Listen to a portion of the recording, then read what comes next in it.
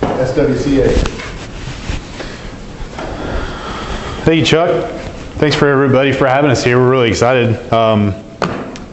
Like Chuck mentioned, we're going to talk about a little bit about natural channels down as a nature-based solution for managing waterways. This resource that we have, in our streams and rivers. SWCA, we have about 15 engineers or so that are spread out across the country. We do stream and wetland restoration, coastal resiliency all over the country. It's a pretty neat opportunity or a neat group to be a part of. Lee and I already introduced ourselves, so we won't get into that. But tonight, what we're going to talk a little bit about kind of traditionally how we've managed flood control and stormwater management practices as a country as a country, and then Lee will get into a little bit about natural channel design and the ins and outs of that, and then we'll finish with a case study about Cypress Creek in Houston, Texas, for the Houston County Harris County Flood Control District. So traditionally, how we've dealt with or managed runoff, stormwater across landforms is really all about maximizing conveyance.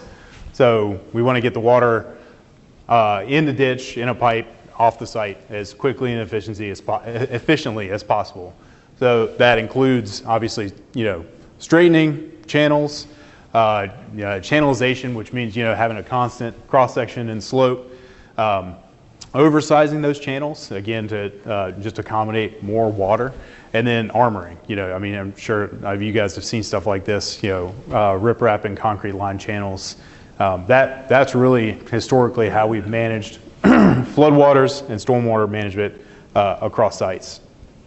Furthermore, we, as development, as our country has developed, as land has become more and more valuable, we've taken that floodplain and we've pinched it and developed it and made it smaller and smaller. And so we're confining and squeezing those flood flows into a smaller and smaller footprint, which only increases the energy of that system because it doesn't have this large flat area to spread out and slow down.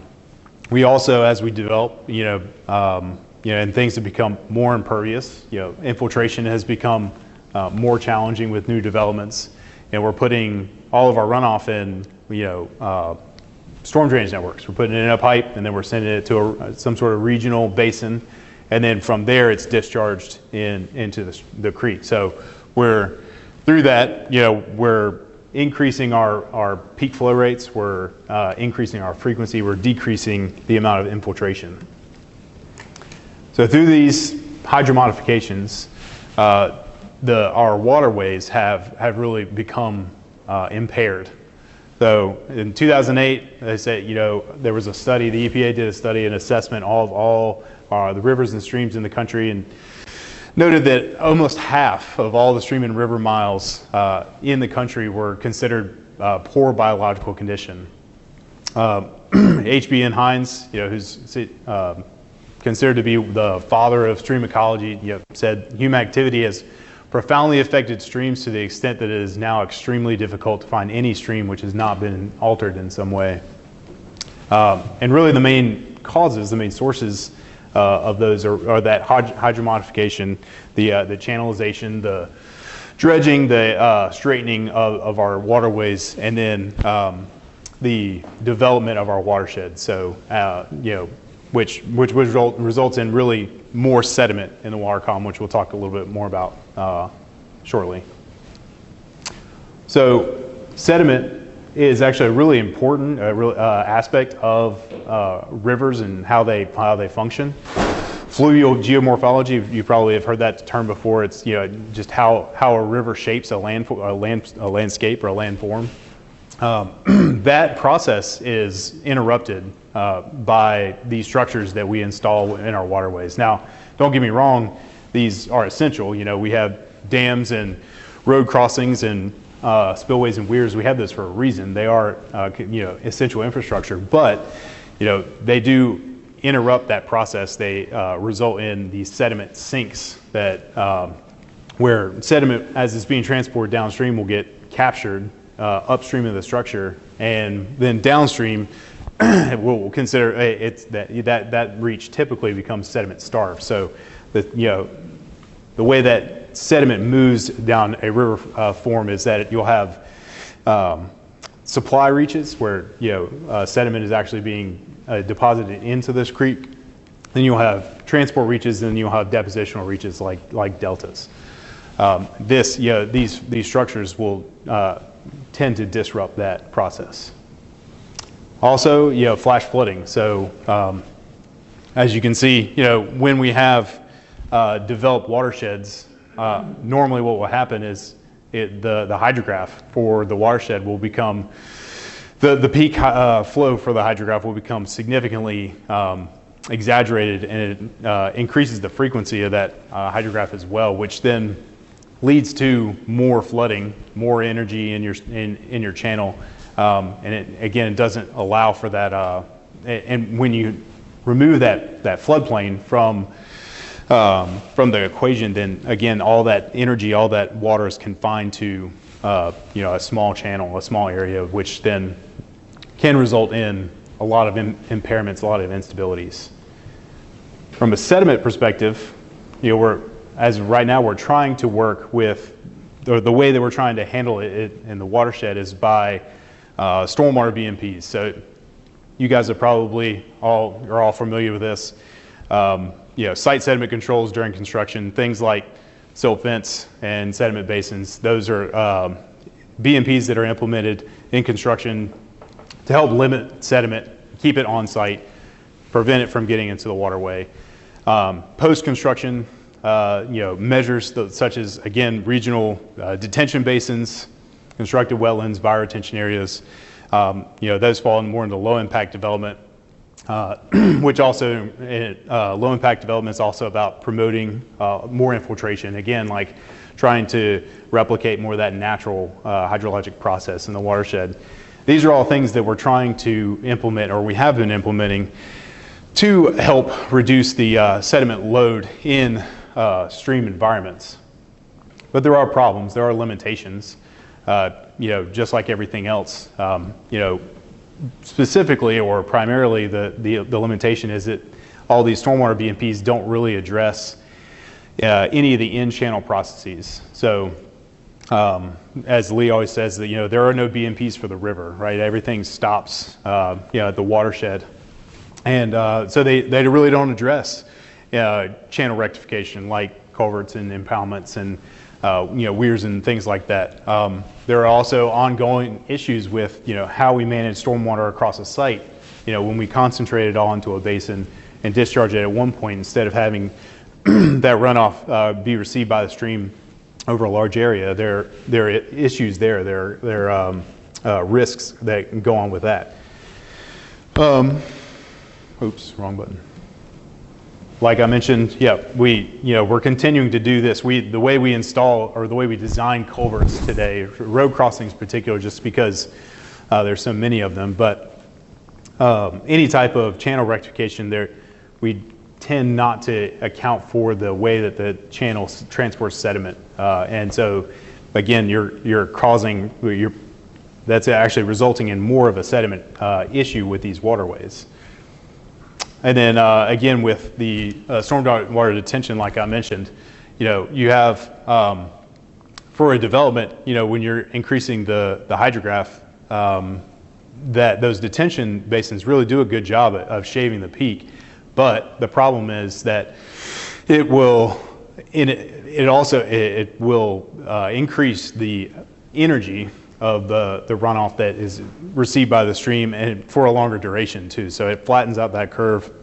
Although it may shave the peak back down to pre-development levels, there are still issues in terms of increasing the velocity of the runoff, which can lead to further bank erosion.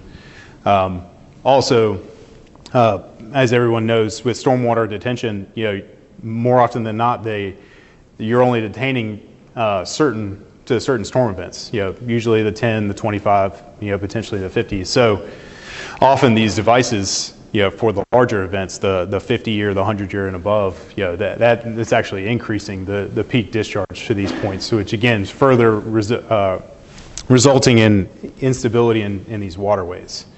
So Lee is now going to get up and kind of talk about, all right, so what are some tangible things that we can do in terms of managing our waterways with this, with the way that runoff is received by these streams. I'll leave that there. That thing didn't work, get it? No, not really.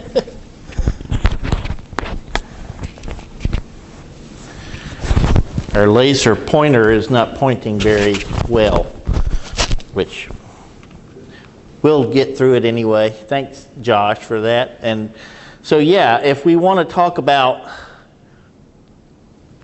how do channels respond to all that hydromodification. So Josh did a great job of showing us how we modified our watersheds, and we have BMPs that we put up on top of the uplands on the watersheds to try to, limit the sediment input into the systems from our activities, construction. We have to have all these things, right? We're going to live in our watersheds. We're going to develop. We're going to grow.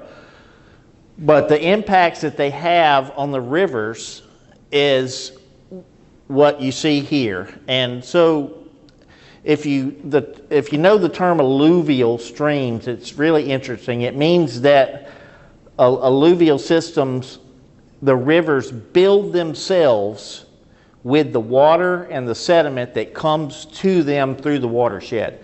So when you walk next to a stream there, and and it's a nice stable stream, and you see the wetted floodplain out there, that stream built that entire floodplain and the channel that's in there. And it built it perfectly.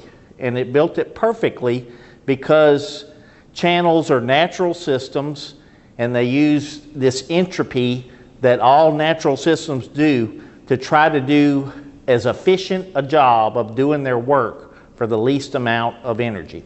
And so the work that rivers do is moving water and sediment through the watershed, right? And so when we look at that stable alluvial stream, it looks like this up here.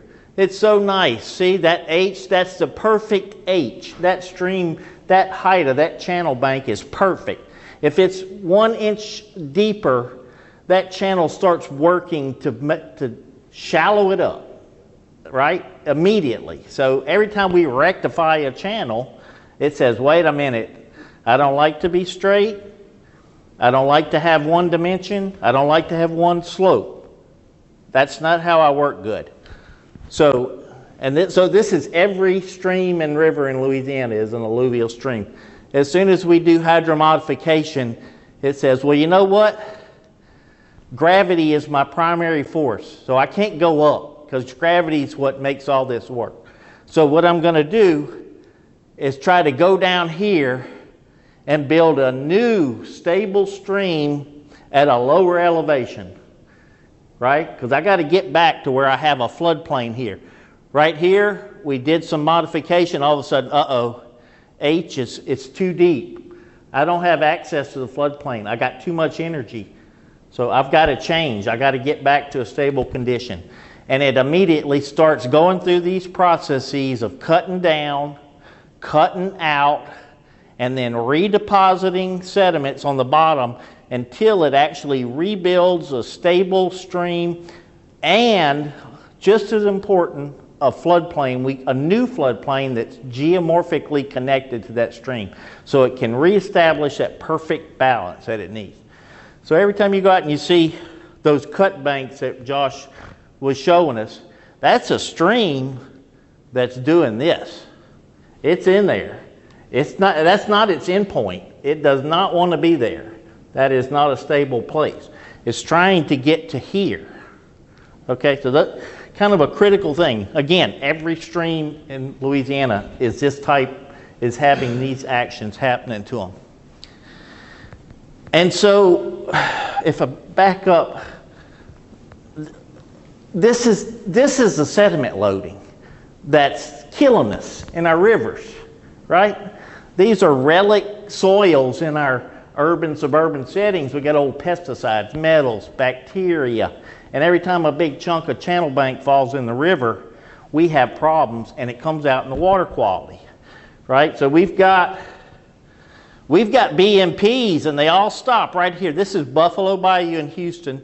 I like to use Texas because I've been involved there since they started trying to do this stuff, and it's very similar to here. Topographically, our weather, the soils, it's very similar. So they've had these problems too, and they've started using natural channel design. So we've done a bunch of studies over there that we can kind of use to relate. So this is a great example of how important the sediment bank failures are compared to the upland best management practices, right? So this is a 1 acre site, a construction project, right? We've all seen BMP silt fence. This guy did a terrible job, right? And so if you had an inspector from DEQ, they would get a fine, right? But if I do the math and say over that 1 acre here, if I eroded 2 inches, which isn't that much, over a year, that's probably what's the rate it's probably eroding right there, because he doesn't put any vegetation on it or anything. But if I had the worst construction project right next to the bayou, and it went for a year, it would load 295 tons. And we'd be going, oh my gosh, this is the worst thing ever. This is our problem. But then we go up Buffalo Bayou 10 miles up into the farmland area, but it's responding to hydromodification, and it's cutting down, and it's over widening. And this, see, there's the farm, and this is the natural buff. This is out in the country, but the watershed, they built communities. This is just what we have to do to live. We have to develop and move. So but the response that's happening in the river is what you see here. So we documented a 210-foot long, well, it was longer than that, but I use that because if you take an acre and do it square, it's 210 by 210 roughly. So roughly the same frontage on the bayou as this one that did 295 tons a year. This one did, it's 15 foot tall and it moved 12 feet over 6 months. So that's 3,000 tons per year. So which one is a bigger sediment problem? When you look and you say, well, that's natural. Wait a minute, that's a natural stream out in the country. It is. But it's a natural stream that's responding to hydromodification, and it's not in a stable form. It's trying to get to a stable form, okay? So, and that's the critical part. And for water quality, here's the thing. Sediment, especially down here where we are, sediment's the most important problem. To me, I think of it this way because I can do something about sediment as a stream restoration engineer, but it's connected to everything. When you have too many sediments, you have sediment oxygen demand, right? There's an oxygen demand from just sediments. So your DO goes down. You get not enough sunlight, right? So then the temperature goes up because the water's absorbing the sun more because the sediment particles. So you get high temperatures. You got the pathogens and the nutrients and the metals that are in the soils that fell into the river, right? So it's just, sediment can be the key, right? If we can fix our sediment problem. So how do we do that? Well, we want to use the way nature works, which is what Josh said. This is this science, fluvial geomorphology. Fluvial is a river system. Geomorphology is how does the earth change based on, how does it morph or change based on this river system and natural phenomena. And it's a science of how the rivers form, right? I was saying that the rivers form their own streams and floodplains by the actions of water. And so, quickly, all four streams look the way they do for a reason. All four dimensions matter. It's not just what we look down from the airplane and see. Let's say that's X and Y. That's a plan, right? And it meanders, and we see that. It's also the vertical. And it's also time. This natural stable stream, the hydrograph over a year goes like this, right? And when it responds, it says, you know what? I see this little storm a lot. And then I see some other stuff. And then I see this little bit bigger storm a lot. But boy, this one, that's what we call bank flow. That's the dominant flow I see. But it's not that big of a flow. It actually happens 10 to 12 times a year here. But it needs to have these nested channels to work right. And that does not look like a straight up trapezoid channel, right? So what we do in natural channel design is we try to get to that new endpoint I showed you at the end of the channel evolution. We try to recreate a new stable stream at a lower environment, a lower elevation from this big over-widened channel. Now we could put it back up here. We do that a lot too, Josh and I do, on when we're doing mitigation projects or pristine restoration of streams. But we can't do that in our parishes and in our cities because people live there. We can't take, so now in, you know, let's say in Baton Rouge and all down here in Gonzales, all your channels, they're down here, they're already, and we've built in over the last 100 years, the floodplains are now established at this lower elevation. We can't raise the river. So we go down here and we do a stable channel at a lower elevation.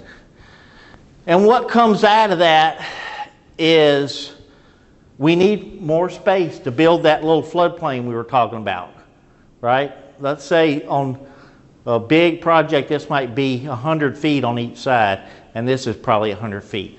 That's a pretty big one. That's about as big as we work on. That's pretty big.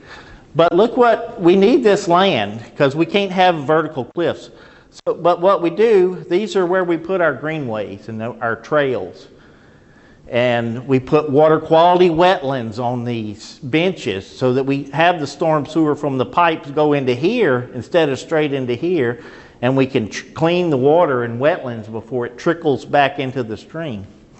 We plant all these trees to hold the bank, to hold it together and make it have biological and physico-chemical uptake, right, of problems on the floodplain. So this is a big example of one of the projects we did in Houston that's got a long history. So I like to show y'all this one because it worked. So it's a good one to show. So it's like this is Cypress Creek. It's in northwest part of Houston, 190 square mile drainage area. A little bit smaller than the Amite River at Baton Rouge. But actually it's about half the size of the Amite River at Baton Rouge. But so, and it's, that's about, pretty big. So it was a sand bed system. So again, we don't have any rocks or boulders. All of our systems are sand, silting, and clay. Sand bed, but it did have clay, old marine clay that's really hard, outcrop, like the stream cut down to it. And those were acting like riffles, holding the stream up, right? Because they don't just flush away. So he said, we can use that and kind of create some riffles that look like that. Because those are working pretty good, but they won't last because even marine clay will slowly melt over time. And it's a natural, this is a natural stream, but it's had reaches that were dredged in the past, some that were straightened, and the upper part of the watershed's all developed. So it's got a lot of problems. And they did this project because it was next to a county park. And it was eating the land on the park and about to take the park away. And there's the Reach 1. That bank started taking this pond out. They had their trails up here. They had to post signs and keep people out of from walking off a 15-foot cut bank into the creek. So I just show you some improvement. So again, when you see banks like that, it is a natural stream and it's a natural process, but that's not the stable form. It's having problems. It's trying to evolve to a stable form. And this section of Cypress Creek was totally like that. So here's just our plan. Again, priority 2, what that means is our first priority would be to put a natural stream way up on the top. We can't do that in our urban, suburban settings. So we go down and do a new one down below. We do We're not doing a pristine natural stream in these types of settings because we don't have pristine natural watersheds. And we need to put a riffle in to a natural analog to those marine clay outcrops or something like that, because we can't let this channel go down anymore. We need to hold it vertically where it is. And then we've got to have these little geomorphic floodplains all along here to give it room to, when it gets to that height where if I get any deeper, I'm going to have too much energy. I'm going to start cutting my banks off again, where it goes and spills out over the floodplain. And then lots of trees and plantings, storm sewer outfalls that come in to these water quality treatment wetlands, and lots of greenway and park trails, which the communities, all communities that I've seen, love them once they see what these projects can look like. This is just a landscape architecture rendering of what it's going to look like. You can see where we put the riffles. We use limestone because we don't have any riffles. We can use what you can get nearby. So they had, but, oh, wait. Did I go? Yeah, that's the next one. I went one too many? Yeah, okay. All right. Shoot. There. Anybody know what a riffle is? Oh, no. Every stream, even here, has what we call a sequence of riffles that run like this, and that's where all the energy dissipation happens. And then they run into a pool, a deep pool, which is on the outside of the meander bend. So when you see a meandering stream, there's a riffle in the straight part of each one. And then the pool is a deep part. And it's still water, more still water. And then it runs back up to the next riffle. So you're trying to recreate that sequence in this river with these different, with riffles that are spaced at the right place. Now we had to make this long straight run here, so we've got a riffle here and then a straight run to another riffle, a big meander bend with a pool out here, and then another riffle going under that bridge. And right here is a marine clay outcropping that's acting as a riffle that so we didn't touch it because it's still working good. And this is the construction. Remember how wide that channel was before it looked? Look at it now. So when we usually see them nowadays, they're way wider because they're in that process of over widening before they can build a new lower geomorphic floodplain. This is right after construction. In 2006, we built this. Before and after from the same perspective, so you can see. And tons of plantings. Here's a little greenway trail right on the little natural sand berm we put right on the edge of it. Now, this is kind of the last slide, I think. So this is after, right, we had 2016 slides. I'm from Hammond, went to school at OSU, so lived in Baton Rouge. I live in Monroe now, but work a lot in Houston, so that's why I can relate to the local stuff. Because we had 2016 flooding in Monroe too. We had our own problems, but these three storms were all 100-year to 500-year storms. And this is that restored stream after those three. Look at, these are the trees we planted. They're not falling in the creek anymore. This is all natural sand that now that we've established the right depth, now when it gets too high, the sand just spills right over the bank and deposits right at the edge of the stream, and it's maintaining itself naturally. It's just pretty incredible that it survived. I mean, so we all know we have exacerbated weather now. We've got, right? We got way bigger storms way more often than we used to. And so that's what we call resilience, right? So I think that's probably the last slide. I have You know, we have a lot more scientific parts about fluvial geomorphology and how streams work naturally. The point we're trying to make in this presentation is to show the connection between a stable natural stream or a nature-based design stream, right? Even if we have to use riffles that we put in some big rocks in that we had to get from Arkansas or whatever. Nature, it's still designed to mimic nature, and how they're connected to water quality.